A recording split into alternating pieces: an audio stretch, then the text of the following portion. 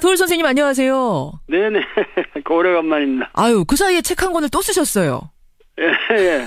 요번 나온 책은 예. 이 도울의 로마서 강해라는 책은 촛불 집회가 시작할 때 예. 같이 시작을 했어요.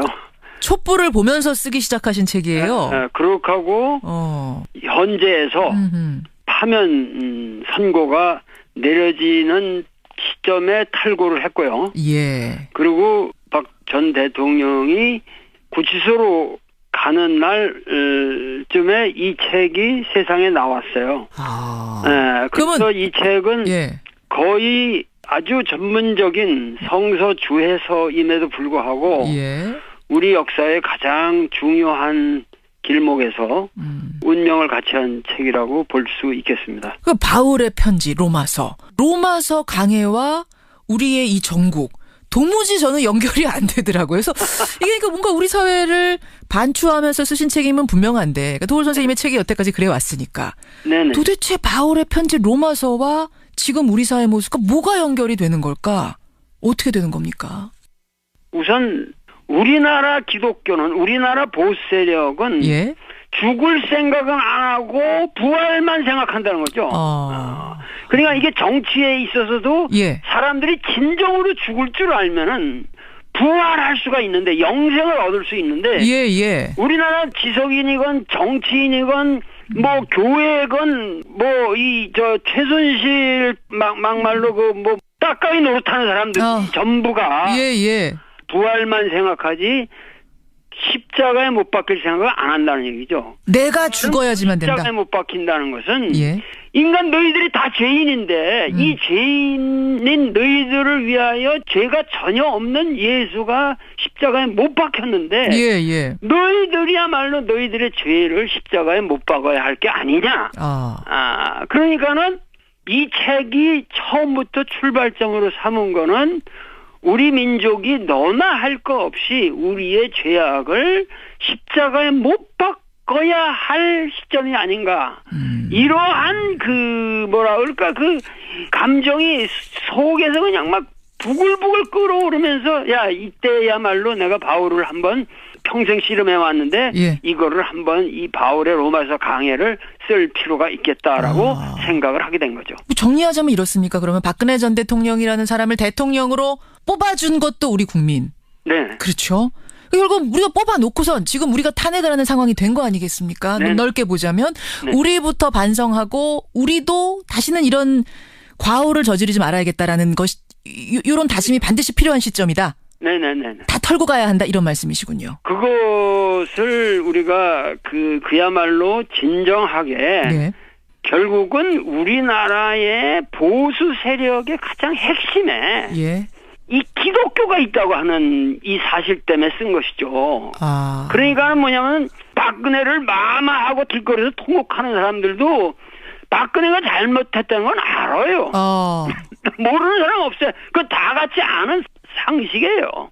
근데 그러한 죄악을 어떻게 기독교인이 예. 옹호하고 덮고 그러면서 친박 데모나 하고 합리적인 대화를 거부하는 보수주의의 어떤 의미에서 영적 서포트가 기독교에서 왔다는 거죠. 그래서 이거는 우리가 이제 반성해야 할 시점이다. 이번 그 탄핵 찬성, 탄핵 반대 집회가 동시에 일어나는 이 상황을 보면 네. 탄핵 반대 집회 쪽에는 분명 기독교인들이 많이 참석했습니다. 예. 전체 기독교가 다 그랬다고는 절대 볼 수 없습니다만 지금 일부 기독교인들이 그쪽에 깊숙하게 관여해서 뭐 문자도 보내고 여러 가지 활동을 했던 것만은 사실이거든요. 네. 그걸 보면서 뭔가 기독교계가 반성해야 될 지점이 있구나. 네네. 골문대를 도려내야겠구나 이런 생각으로 쓰셨단 말씀이시군요. 그렇죠. 그리고 더 이상 자기들 방식으로 유지가 안 됩니다. 안 가면 문 닫는 거예요. 사람들이 안 가면 문 닫는 거예요. 교회라는 거는 정의로운 일을 안 하면 금방 사그러지게 돼 있어요. 예. 도울 선생님이 사실 신학자이기도 하십니다, 여러분. 기독교의 본질로 돌아가자. 우리 사회를 보면서 그 생각을 하신 거예요. 네네. 근데 박근혜 전 대통령에 대해서 지금 마마라고 하면서 울부짖는 그 지지자들도 그렇고 박근혜 전 대통령도 그렇고 내 주머니로는 1원 한 장도 들어온 게 없다. 그런데 도대체 내가 무슨 사익을 취했다는 거냐. 내가 공범이라면 뭔가 들어왔어야 되는 거 아니겠느냐. 이런 주장을 하고 있습니다. 그러면서 혐의를 전혀 인정하고 있지 않은데요. 이거는 진짜 법에 대한 인식이 부족해서 그런 건가요? 아니면 지금 박근혜 전 대통령 알면서도 모르는 척하는 걸까요? 그러니까는 아까 말했듯이 양심이 마비된 거죠. 그리고 박근혜 대통령 전 대통령은 감옥에 가 있을지언정 그 자신의 역할에 대해서 좀 프라이드를 가져줬으면 이 역사에 그야말로 악으로서의 자신의 규정이라 할지라도 이 자신의 그러한 행위와 그러한 것으로 인해서 국민들이 이렇게 각성이 됐고 이렇게 단합에서 촛불 집회가 일어났고 그리고 감옥에 감으로써 우리 역사가 전 인류에게 한국민들의 프라이드를 줬다고요.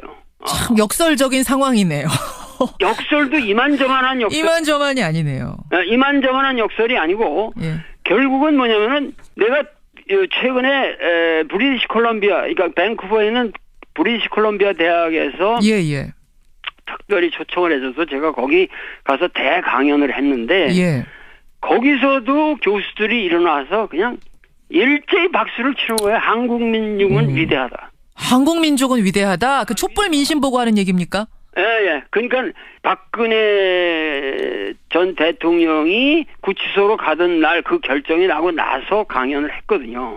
그러니까 사람들이 한국 민중은 어떻게 그 짧은 역사 속에서 그 헌정 질서 내에서 어떻게 저렇게 질서 정연하게 이 미국의 독립혁명이나 불란서 혁명이 이룬 것보다도 더 멋있는 혁명을 해낼 수 있느냐. 이 한국 민중이 만들어가는 역사는 지금 전 인류사적으로 하나의 희망을 주는 사건이다. 참으로 역설적으로 느껴지는 것이 박근혜 전 대통령 탄핵되고 구속되고 현직 대통령으로서는 세 번째 구속, 탄핵은 처음 아주 불명예스러운 오명을 썼음에도 불구하고 넓게 보면 또 국민들에게 희망을 준 사건이 됐다 이 말씀이세요. 그러니까 구속이라는 게 전 대통령들도 다 됐다고 하지만 그거는 그냥 감옥에 간 거고 요번이야말로 이거는 제대로 최초로 간 겁니다. 아 그렇게 보십니까? 왜 그렇게 보세요? 노태우, 전두환 뭐 이분들 다 그 투쟁을 통해서 완전한 패배. 완전한 패배 속에서 정당하게 감옥을 간 거예요. 그러니까는 이것은 우리 역사에서 여태까지 이전에 있었던 뭐 대통령이 뭐 이거하고 다릅니다. 다르다. 그 성격이 다릅니다. 피의자 박근혜가 되어서 구속 결정 나는 그 순간 그 차 타고 나오는 모습이 보였지 않습니까? 자동차에 항상 큰 자동차에 혼자 타던 것이 이제는 옆에 뭐 감시원이라고 해야 되나요?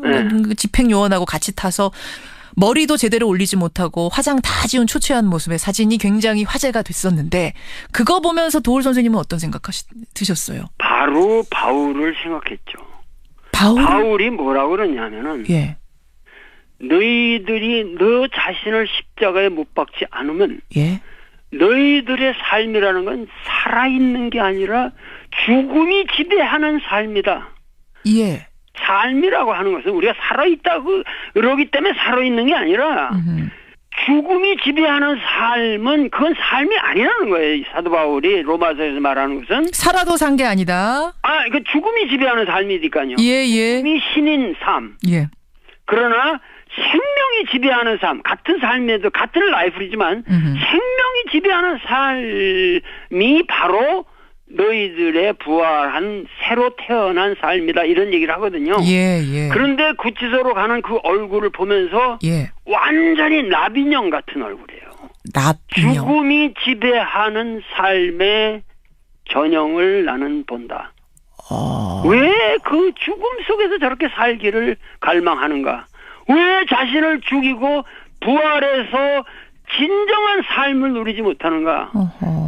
이것은 박근혜의 그 개인의 문제가 아니라 우리 역사 전체의 문제고 우리 국민 모두가 박근혜와 같은 같은 그러한 죽음이 지배하는 삶을 살아서는 아니 되겠다고 하는 것. 그리고 박근혜가 그 구치소로 간 것은 박근혜 개인이 간 것이 아니라 제가 처음부터 말씀드렸지만은 박정희 패러다임이 감금되는 사건입니다. 그리고 패망하는 사건이죠. 지금 밀랍인형 같다라고 하셨어요. 밀랍인형의 모습을 보는 듯했다. 죽음이 지배하는.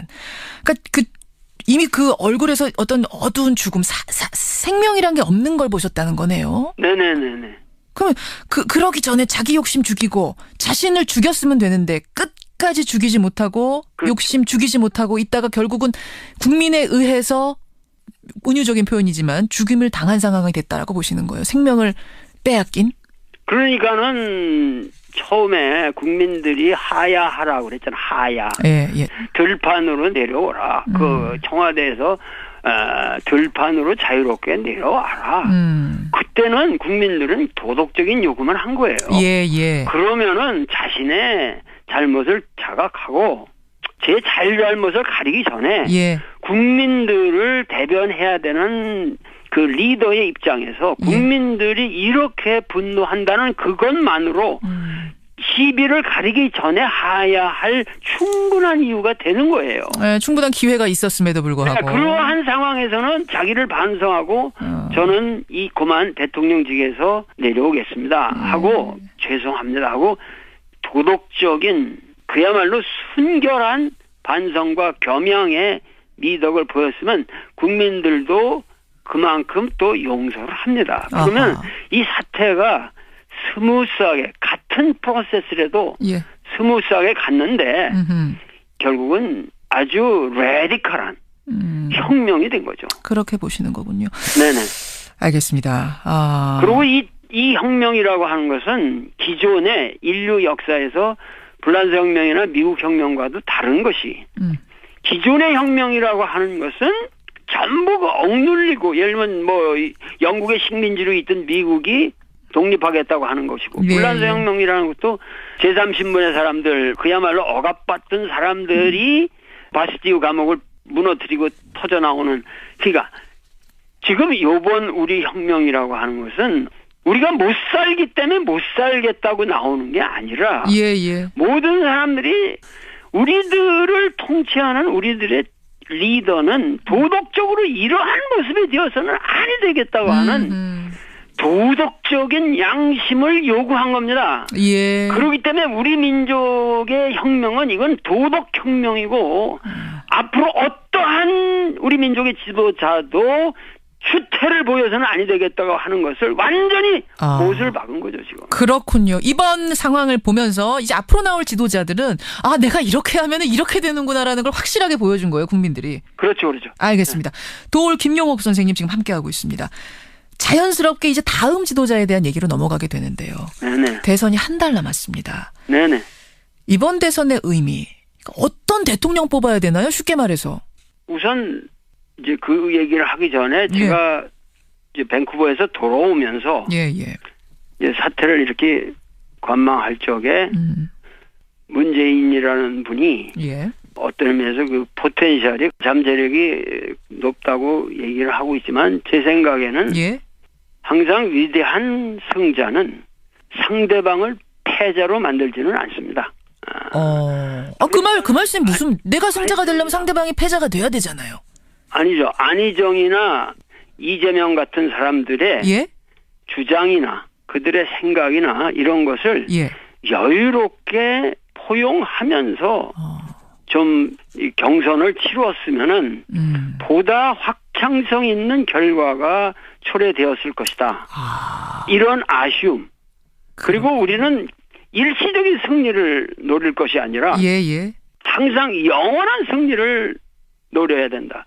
영원한 승리라고 하는 것은 결국은 장업보다는 수성이 더 어렵다고 하는 지혜를 항상 배워야 됩니다. 그렇군요. 그래서 이번 선거에서는 뭔가 그 정치인들이 더 열린 마음을 가지고 목전의 승리에 급급하지 말고 이번 기회를 이렇게 만들어준 국민들의 그런 도덕적 열망을 내가 구현하지 못한다면 그야말로 정말 할복자살에서 해야 될 그런 입장에 있는 사람들이란 말이죠. 예. 그러니까는 그러한 자세로 순결성과 진실성을 보이면은 예. 우리나라는 굉장히 비약적인 전기를 맞이할 것이고 이번 선거를 통해서 그리고 저는 어떠한 경우에도 지금 여러 가지 그 양상이 나타나고 있습니다만은 뭐 안철수 함수라든가 여러 가지 복잡한 관계가 형성되고 있지만 그렇죠. 우리 역사는 후퇴할 수 없다고 하는 확신이 있습니다. 어떤 후보가 되든 후퇴하는 후보는 뽑지 않을 것이다. 네네. 그 말씀이신 거죠. 네네. 알겠습니다. 지금 이렇게 도덕성 이야기하셨고 문재인 후보는 좀 더 품을 수 있는 패자도 품을 수 있는 이런 아량이 필요하다는 조언을 하셨는데 그럼 안철수 후보 이제 그 다음으로 얘기가 나오는 게 안철수 후보 아니겠습니까? 예. 어떻게 보세요, 안철수 후보는? 안철수 후보는 그 지난번 선거에 비해서 예. 사람이 뭐가 말하는 거나 뭐 인상을 쓰는 거나 여러 가지 면에 있어서 좀 진화를 했어요. 진화. 진화라는 표현. 안철수가 어떤 식으로 공부를 했는지 누구한테 그 훈련을 받았는지 모르겠는데 본인이 스스로 연구했다고 어제 박지원 대표가 진화를 좀 했고 근데 네. 그건 그 포인트를 인정합니다. 저는 안철수 후보는 안철수 후보대로 자기의 진정한 역량을 가지고 끝까지 밀지 않고 예. 적당한 연합 세력을 만든다면은 필패합니다. 오히려 뭐 연대 같은 거 단일화 같은 거 추진하면 필패할 거라고요? 필패합니다. 아니 그거 안 하면 필패 아닙니까? 지금 그 차이가 많이 났는데 지지율이. 아니죠. 지금 자신의 어떠한 그 역량을 가지고 예. 지금 왜냐하면 안희정 문제라든가 이런 것들에서 반사적으로 얻는 이득도 있고 예. 이 안철수라는 사람은 뭔가 이런 기회에 그런 적당한 타협이 아닌 어떠한 그 맞승부를 끝까지 멋있게 두는 새로운 국면을 과시하지 않으면은 저는 이렇게 비슷하게는 갈지 모르지만 필패하죠. 그렇게 보시는. 그게 양쪽 후보한테 다 조언을 해주셨어요. 그러니까 지금 문재인 이렇게 해라, 안철수 이렇게 해라. 지금 뭐 다른 후보도 여러 명 있습니다만 일단은 시간 관계상 위에 두 후보 정도 조언을 하는 것으로 하고. 그렇다면 우리 국민들에게 이런 사람 뽑아라 조언을 짧게 한마디 하신다면? 그 국민들이 아셔야 될 것은 그 많은 경우 우리가 이렇게 위대한 혁명을 국민 스스로의 힘에 의해서 달성해놓고 저 같은 사람이 외국 나가서도 떳떳하게 세계 시민으로서 세계의 역사를 향해서 외칠 수 있는 그러한 위대한 이벤트를 만든 국민은 정말 이제는 선진 국가 중에서도 선진 국민으로서의 의식을 가져야 됩니다.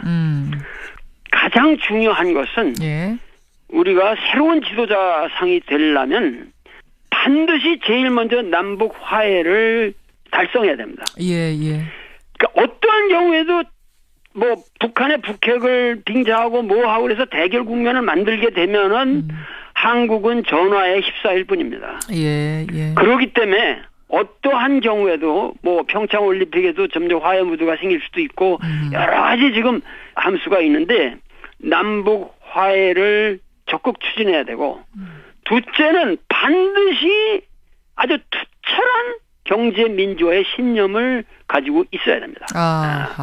그렇게 해서 지금 우리나라 최고 기업인 최고 순회가 지금 갇혀 있는 그러한 불행한 형국을 가지고 있지만은 결국은 우리 국민들이 대기업에 대한 신념을 너무도 상실했습니다. 그렇기 때문에 반드시 경제 민주화를 어떤 새로운 합법적 질서 속에서 경제 질서가 진행될 수 있도록 새로운 환경을 조성할 수 있는 리더. 셋째, 딴 사람들은 이 말을 안 하는데 반드시 풍요로운 농촌을 일으켜야 된다. 많은 사람들이 농촌 문제를 도외시하고 그러는데 나는 우리 농민들이야말로 국토 공무원에 준하는 대접을 받아야 되고 그리고 우리나라 국토를 살려내지 않으면 농촌을 살려내지 않으면 우리나라는 정말 희망 없는 국가가 됩니다. 이 부분도 중요한 지적이시네요. 그래서 그야말로 남북 화해 경제민주화, 예. 풍요로운 농촌 이 세 가지를 적극적으로 실현할 수 없는 리더는 리더의 자격이 없다. 예, 예.